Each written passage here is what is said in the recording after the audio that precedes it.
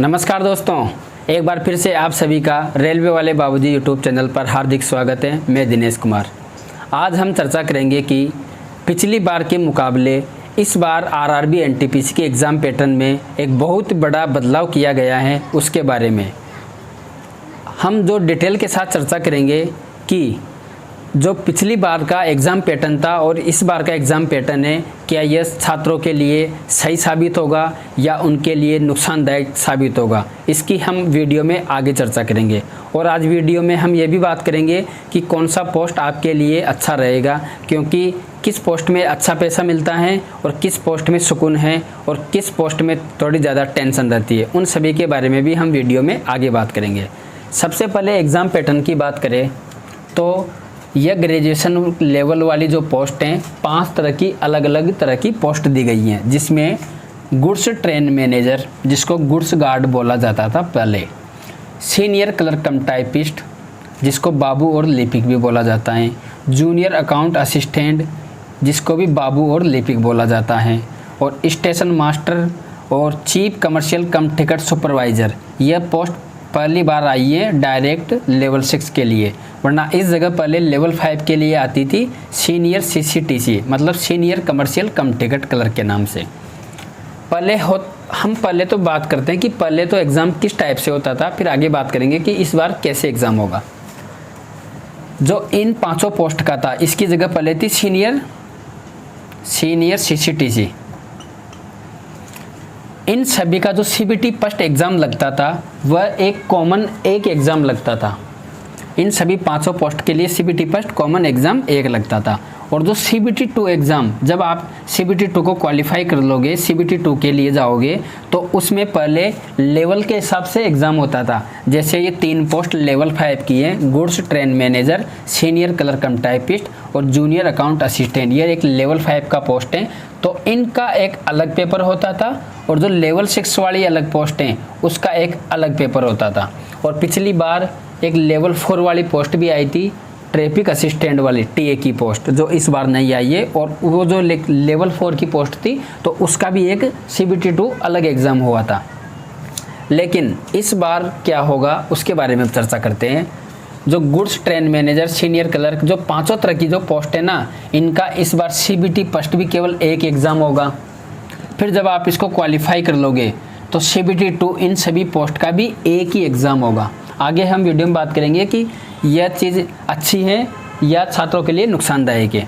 आपको समझ में आया होगा कि जो इन सभी का इस बार सीबीटी फर्स्ट भी एक एग्ज़ाम होगा, फिर इसको क्वालिफाई कर लोगे, उसके बाद जब आप सीबीटी 2 में एग्ज़ाम दोगे तो इन सभी जो 5 तरह की पोस्टें हैं लेवल 5 और 6 की, इन सभी का केवल एक एग्ज़ाम होगा।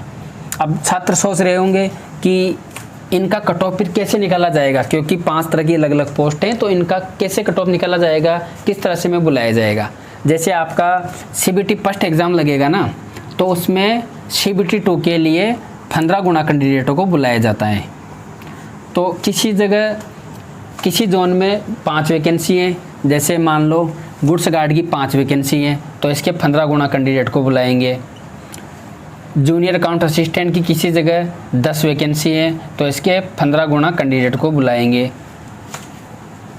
जैसे ये तो हुआ 75 और ये हुआ 150, तो आप मान के चलिए 75 छात्रों को यहाँ इसके लिए बुलाएंगे गुड्स गार्ड के लिए, और 150 छात्रों को जूनियर अकाउंट असिस्टेंट के लिए बुलाएंगे। तो अगर इस छात्र की जैसे 75 बुलाएंगे, कम बुलाएंगे, तो ज़रा सी बात है इसकी कट ऑफ हाई जाएगी। जैसे इसकी कट ऑफ 81 है, 81 चली गई, क्योंकि जो 75 वाला लास्ट कैंडिडेट था उसके 81 नंबर थे, तो 81 कट ऑफ चली गई। और जो 150 वाला लास्ट कैंडिडेट था, उसमें ये मान के चलो 78 नंबर थे।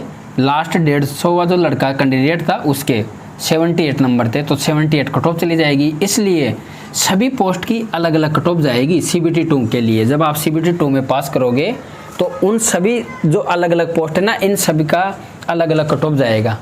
जैसे अगर आप 3 पोस्ट के लिए क्वालिफाई करते हो सीबीटी 2 में और 2 के लिए क्वालिफाई नहीं करते हो, तो फिर भी आपको एक एग्ज़ाम होगा ना, वो 3 पोस्ट के लिए आप एलिजिबल रहोगे। फिर उसके बाद जब आप सीबीटी 2 एग्ज़ाम दे लोगे, एक कॉमन पेपर होगा आपको बताया दिया, जो सीबीटी फर्स्ट एग्जाम दोगे उसका अलग अलग कट ऑफ निकाला जाएगा, क्योंकि हर डिवीज़न में, हर बोर्ड में अलग अलग कैटेगरी की अलग अलग वैकेंसी। जैसे किसी बोर्ड में जूनियर अकाउंट असिस्टेंट की वैकेंसी नहीं है किसी जोन में, और किसी जोन में गुड्स गार्ड की काफ़ी वैकेंसी है, किसी में कम है, तो सबका कट ऑफ अलग अलग जाता है ना। तो फिर जैसे कट ऑफ क्लियर हो गया यहाँ से, है ना, अलग अलग कट ऑफ के हिसाब से कट ऑफ निकाली जाती है। फिर CBT2 आपको एग्ज़ाम देना होगा। CBT2 भी एक कॉमन एग्ज़ाम होगी, है ना। जैसे आपने 500 पोस्ट के लिए क्वालिफाई कर लिया, CBT2 के लिए आपके अच्छे मार्क्स थे, आप 500 पोस्ट के लिए एलिजिबल थे। फिर जब CBT2 से कुछ पोस्ट में टाइपिंग होती है और CBT होता है। जैसे टाइपिंग की अगर हम बात कर ले, सीनियर कलर कम टाइपिस्ट में टाइपिंग होती है, जूनियर अकाउंट असिस्टेंट कम टाइपिस्ट में टाइपिंग होती है। जिनके पीछे टाइपिस्ट लगा हुआ है उन पोस्ट के लिए टाइपिंग होती है। और स्टेशन मास्टर के लिए CBAT computer based aptitude test, जिसको साइको भी बोला जाता है, यह भी एक ऑनलाइन एग्ज़ाम होता है। इसके लिए जो टाइपिंग है और जो CBAT साइको है, इसके लिए 8 गुना कैंडिडेटों को पास किया जाएगा। फिर जैसे गुड्स ट्रेन मैनेजर की किसी जगह 10 वैकेंसी है, और स्टेशन मास्टर की नहीं, सॉरी, गुड्स गार्ड की नहीं, इसकी सीनियर क्लर्क के लिए, जैसे टाइपिंग के लिए पास करेंगे ना, उसकी 10 वैकेंसी है सीनियर क्लर्क की, और स्टेशन मास्टर की 20 वैकेंसी है। फिर इसके 8 गुना कैंडिडेट को बुलाएंगे, तो ये हो गए 80 और ये हो गए 160, है ना। तो आप ये मान के चलिए 80 कैंडिडेट को फिर बुलाएंगे टाइपिंग देने, और 160 कैंडिडेट को CBAT साइको के लिए बुलाएंगे। तो 180वें कैंडिडेट के जैसे मान लो कट ऑफ हैं, उसके लास्ट नंबर थे 75, तो 75 कट ऑफ चली गई। इसके 150 के लास्ट थे 71, तो 71 कट ऑफ चली गई। फिर इसके लिए भी कट ऑफ ही जाती है। जैसे 8 गुना कैंडिडेट को पास करेंगे ना, तो टाइपिंग और साइको आपसे जब लिया जाएगा तो उसके लिए भी कट ऑफ निकाल के पास किया जाता है। फिर आपकी उसके बाद टाइपिंग होती है, फिर CBAT साइको होता है। जब आप इनको क्वालिफाई कर लेते हो, फिर उसके बाद आपका कट ऑफ निकाला जाता है। और जो गुड्स ट्रेन मैनेजर हैं और chief commercial cum ticket supervisor जो TT वाली पोस्ट हैं, इन दोनों के लिए केवल और केवल CBT फर्स्ट और CBT2 एग्ज़ाम होता है। जब इनके लिए ये दोनों एग्ज़ाम होता है ना, तो ज़रा सी बात है, इनका कट ऑफ भी ज़्यादा जाता है, क्योंकि काफ़ी लोग टाइपिंग पास नहीं कर पाते हैं। क्योंकि जो टाइपिंग पास कर पाएगा ना, क्वालिफाई करेगा, अगर आप टाइपिंग में फेल हो जाते हो तो आप ये मान के चलिए आपका सपना सीनियर कलर के लिए भी टूट जाएगा, जूनियर कलर के लिए भी टूट जाएगा, क्योंकि टाइपिंग पास करना अनिवार्य है। अगर आप साइको में पास नहीं होते हो, फेल हो जाते हो, तो आपका स्टेशन मास्टर में नौकरी करने का सपना भी टूट जाएगा। फिर बचती है 2, तो ऐसे काफ़ी कैंडिडेट होते हैं जो उनके अच्छे मार्क्स भी होते हैं और वो टाइपिंग में फेल हो जाते हैं, साइको में फेल हो जाते हैं। तो फिर जिसमें गुड्स ट्रेन मैनेजर और chief commercial cum ticket supervisor में ना टाइपिंग होती है ना साइको होता है, तो ज़रा सी बात है, इसका कट ऑफ भी हाई जाता है ना। फिर जैसे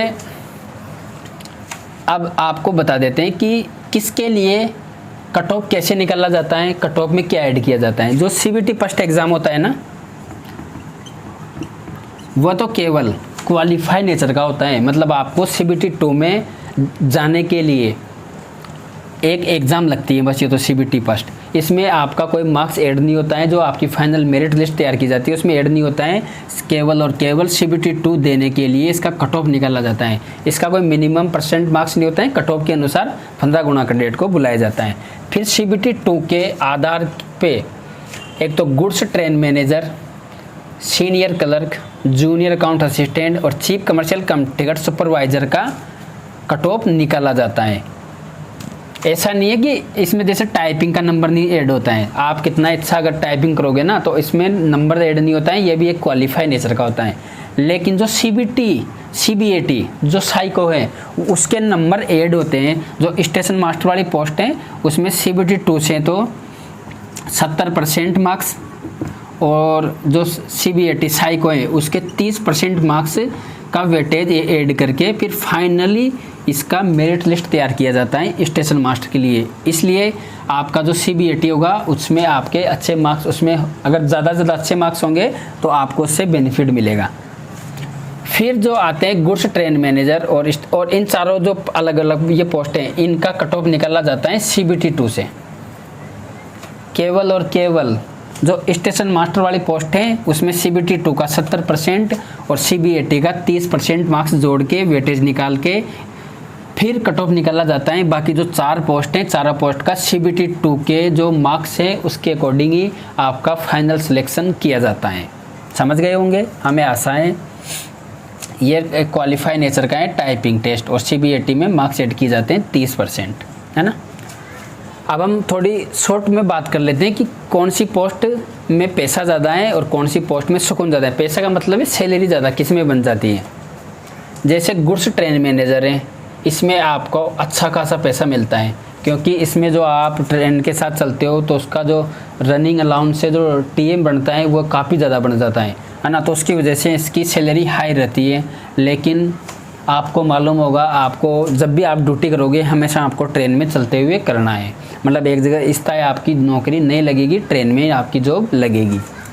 जो सीनियर कलर कम टाइपिस्ट है, इसमें एक फिक्स पैसा मिलता है। जैसे बेसिक है उस पर TA DA HRA, इसके अलावा आपको ना एक्स्ट्रा पैसा कुछ नहीं मिलता है, ना नाइट ड्यूटी का पैसा मिलता है, ना एक्स्ट्रा ड्यूटी करने का पैसा मिलता है, ना आपके OT ओवर टाइम बनता है, ना इसमें आपके जो कहीं पे अगर आप, क्योंकि ये एक रनिंग वाला स्टाफ नहीं होता है, ये एक ऑफिशियल जॉब होती है जो ऑफिस में करने वाली जॉब होती है। इसलिए इसमें एक्स्ट्रा पैसा नहीं बनता है, केवल बेसिक पे TA DA HRA बनता है ना। और जूनियर अकाउंट असिस्टेंट भी वही ऑफिस की नौकरी है, तो इसमें भी कोई एक्स्ट्रा पैसा नहीं मिलता है। लेकिन ये दोनों पोस्ट कलर की हैं, बाबू की हैं, सीनियर कलर कम टाइपिस्ट और जूनियर अकाउंट असिस्टेंट, यह एक ऑफिस की नौकरी होती है। और इसमें आपको फिक्स ड्यूटी पे जाना होता है, मतलब सुबह 9 से 5, किसी जगह 8:30 से 4:30। तो ये फिक्स एक टाइम टू टाइम की नौकरी होती है, ना नाइट ड्यूटी लगती है ना एक्स्ट्रा ड्यूटी लगती है, सुकून की नौकरी है। लेकिन इसमें इनके मुकाबले पैसा कम मिलता है। और जो स्टेशन मास्टर है, ये भी एक जगह स्थायी नौकरी होती है स्टेशन पे, लेकिन इसमें पूरा फोकस, ये एक ऑपरेटिंग वाला जो goods train manager station master, ये ऑपरेटिंग डिपार्टमेंट की पोस्ट है। ये मतलब सेफ्टी कैटेगरी की पोस्ट है। इसमें आपसे ज़रा सी चूक हुई तो बस, इसलिए इसमें काफ़ी मतलब गहराई से नौकरी करनी पड़ती है, पूरा ध्यान एक केंद्रित रखना पड़ता है, मतलब तरीके से जॉब करनी पड़ती है, पूरी जिम्मेदारी से जॉब करनी पड़ती है। हालांकि जिम्मेदारी तो सभी पोस्ट में जिम्मेदारी से नौकरी करनी पड़ती है, लेकिन यह एक सेफ्टी कैटेगरी का है, तो इसमें काफ़ी समस्या रहती है, एक तरह से आप ये मान के चलिए। और जो chief commercial cum ticket supervisor है, ये भी एक रनिंग वाला स्टाफ है, मतलब TT। जो CTI बनोगे, बुकिंग क्लर्क पे जाओगे, तो जो इसमें अगर आप TT बनते हो तो इसमें भी काफ़ी पैसा मिलता है। वही ट्रेन के साथ चलोगे तो आपका TA अलग बनेगा, जो रनिंग स्टाफ वाले होते हैं उनका अलग से पैसा बनता है, किलोमीटर के हिसाब से अलग अलग पैसा बनता है। तो इस वजह से इसमें भी काफ़ी पैसा है। लेकिन इन जो स्टेशन मास्टर हैं, chief commercial cum ticket supervisor हैं और गुड्स गार्ड है, इनकी आपकी ड्यूटी कभी भी लग सकती है, नाइट ड्यूटी लगती है, डे ड्यूटी लगती है, कभी भी आपकी ड्यूटी इसमें लगा सकते हैं। लेकिन जो क्लर्क वाली पोस्ट है, इनमें आपकी ड्यूटी फिक्स रहती है, लेकिन इनमें थोड़ा सैलरी कम मिलती है। और ये जो 3 पोस्ट हैं, इनमें अच्छी खासी सैलरी मिलती है, लेकिन आपको कभी भी बुला लिया जाता है। और आपके ऐसा कोई फिक्स नहीं है कि हर संडे सैटरडे छुट्टी होती है, हर हॉलीडे पर आपको छुट्टी मिलेगी। इन तीनों पोस्ट में ऐसा कुछ नहीं है, क्योंकि जैसे त्यौहार है दीपावली का, तो ऐसा तो है नहीं कि ट्रेन बंद हो जाएगी, ट्रेन तो यातायात तो चलता रहेगा ना, तो उसके लिए कर्मचारी भी चाहिए। तो कर्मचारी चाहिए तो उनको होली दीपावली के दिन भी ड्यूटी करना पड़ता है इन लोगों को, जो ट्रेन मैनेजर और स्टेशन मास्टर और chief commercial cum ticket supervisor के। और जो क्लर्क वाली पोस्टें हैं, इनमें हर संडे सैटरडे छुट्टी रहती है। वर्कशॉप में संडे फुल और सैटरडे हाफ छुट्टी रहती है, और हर हॉलीडे पर छुट्टी रहती है। अगर हम बात करें कि जो एग्ज़ाम पैटर्न में जो बदलाव हुआ था वह छात्रों के लिए अच्छा है या नुकसानदायक, तो मेरा तो कहना यही है कि ना तो अच्छा है ना बुरा है। क्योंकि जैसे हम समझाते हैं कि जैसे पहले CBT 2 का एग्ज़ाम होता था वो अलग अलग होता था। जैसे इस बार लेवल 5 है, लेवल 6 है, पहले लेवल 4 की भी एक पोस्ट थी TA की, है ना। तो एक कैंडिडेट ये पेपर भी देगा, ये पेपर भी देगा, ये पेपर भी देगा। तो देखो अब आप सोचोगे कि क्या पता पहले हम 3-3 पेपर देते थे, किसी न किसी में तो हमारा बैठ ही जाता है। तो इस बार हम केवल एक ही देंगे तो हमारे लिए नुकसानदायक है, तो ऐसा नहीं है। जैसे ये पेपर जो आप 3 पेपर दोगे तो ये आप अकेले पर्सनल थोड़ी ना दोगे, जितने कैंडिडेट को CBT के लिए बुलाया जाएगा, जितने भी जैसे 1 लाख कैंडिडेट को बुलाया जाएगा एग्ज़ाम के लिए, है ना, एवरेज मान के चल रहा हूँ वैसे, तो 1 लाख कैंडिडेट को 3 बार पेपर देंगे वो, क्योंकि फिर वो आपके लिए अच्छा नहीं, वो सभी के लिए अच्छा है। तो आप ये मान के चलिए फिर उसमें कट ऑफ भी बढ़ती है, कट ऑफ बढ़ती है तो सभी के लिए बढ़ती है, ऐसा तो है नहीं आपके लिए बढ़ती है। जैसे अगर आप यहाँ पे दोगे एक एग्ज़ाम देते अगर कि नहीं हमारे लिए तो ये नुकसानदायक है, हम तो पहले तो 3 दे लेते हैं, अब क्या पता एक में हमारा पेपर बैठे कि नहीं बैठे, तो वो आपके लिए नहीं है, ये सभी 1 लाख कैंडिडेट के लिए वो व्यवस्था लागू है कि अगर पेपर नहीं बैठेगा नहीं तो वो सभी के लिए नहीं बैठेगा, अगर बैठेगा तो सभी के लिए पेपर बैठेगा। तो इसमें इतना ध्यान देने वाले कोई वो नहीं है कि इस बार 3 पेपर की जगह एक पहले अलग अलग लेवल का एग्ज़ाम अलग अलग होता था, इस बार एक ही पेपर होगा।